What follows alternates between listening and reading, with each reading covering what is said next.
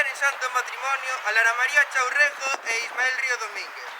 Antes de empezar, querría preguntar ante todas las personas reunidas hoy aquí si alguien tiene algo que acatar en contra de que los usos dichos contraigan matrimonio.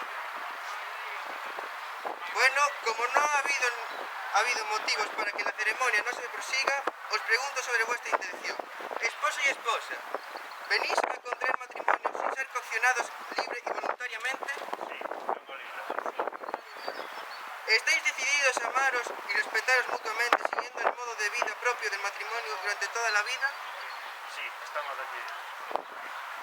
¿Estáis dispuestos a recibir de Dios responsable y amorosamente los hijos y educarlos según la ley de Cristo y de su Iglesia? Sí, estamos dispuestos.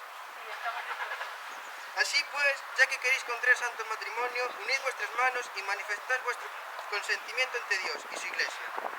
Yo, Ismael Ríos, me comprometo a quererte y amarte en la salud y en la eternidad. Yo, Lara Chao, me comprometo a amarte hasta la muerte que nos separe. Bueno, ahora procedemos a la entrega de los anillos.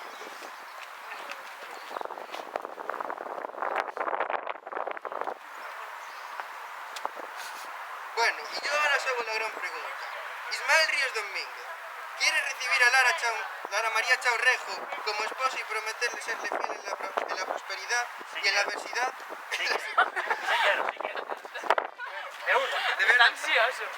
Lara María Chaurrejo, ¿quiere recibir a Ismael Ríos Domínguez como esposa y prometerle serle fiel en la prosperidad y en la adversidad, en la salud y en la enfermedad, y así amarlo y respetarlo todos los días de tu vida? Sí quiero.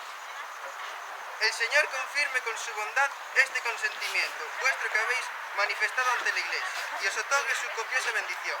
Lo que Dios ha unido, que no lo separe el hombre. Así pues, dicho lo anterior, yo te digo, puedes besar a la novia.